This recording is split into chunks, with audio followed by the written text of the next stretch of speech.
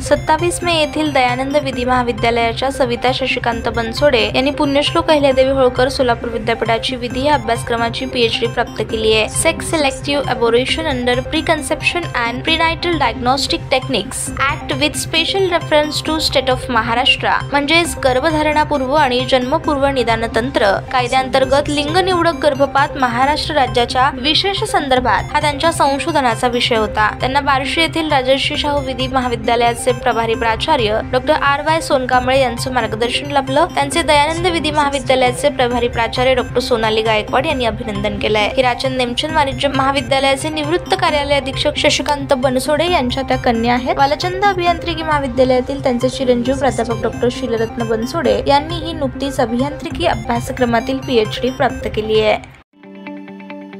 ताज्या बातम्या पाहण्यासाठी प्राईम महाराष्ट्र न्यूज चॅनलला सबस्क्राईब करा।